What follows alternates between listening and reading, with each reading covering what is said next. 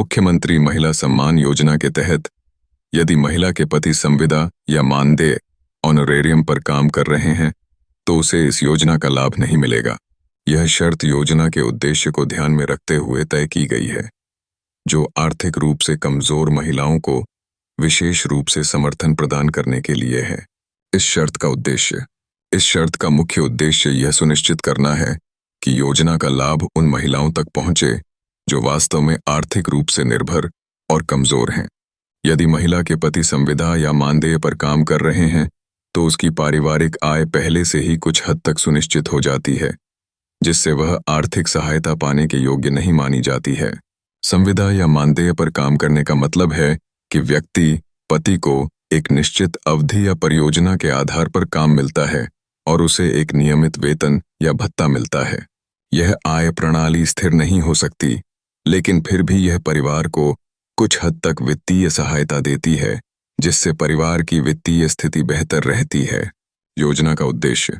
मुख्यमंत्री महिला सम्मान योजना का मुख्य उद्देश्य उन महिलाओं को आर्थिक सहायता प्रदान करना है जो विभिन्न कारणों से आर्थिक संकट का सामना कर रही हैं, जैसे जिनके परिवार की आय कम है, जो बेरोजगार हैं, जिनके पास कोई स्थिर आय का स्रोत नहीं है, जो घरेलू कामकाजी हैं और उनकी आय अपर्याप्त है, जो किसी प्रकार के आर्थिक शोषण या मुश्किलों का सामना कर रही हैं।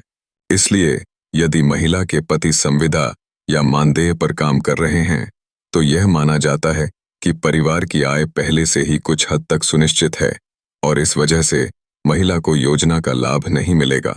यह शर्त क्यों लागू की गई है? वित्तीय सहायता का सही उद्देश्य।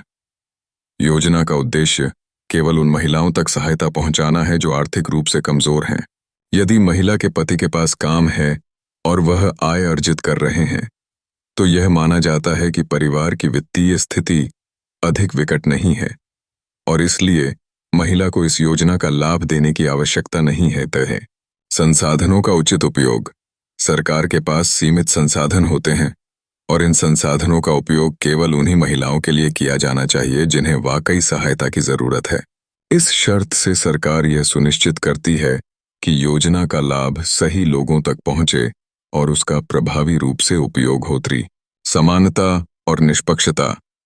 योजना का उद्देश्य महिलाओं को समान अवसर प्रदान करना है और इसे एक व्यवस्थित तरीके से लागू करने के लिए कुछ शर्तें निर्धारित की गई हैं।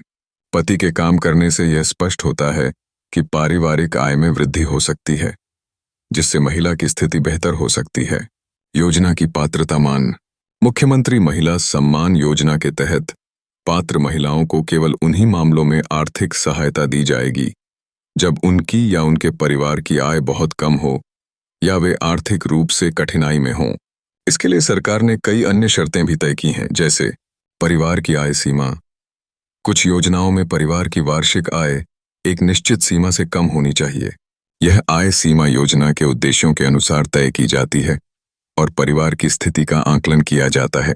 महिला की व्यक्तिगत स्थिति। यदि महिला अकेली है, विधवा है या परिवार की आय का प्रमुख स्रोत नहीं है तो उसे योजना का लाभ मिल सकता है। पारिवारिक सदस्य।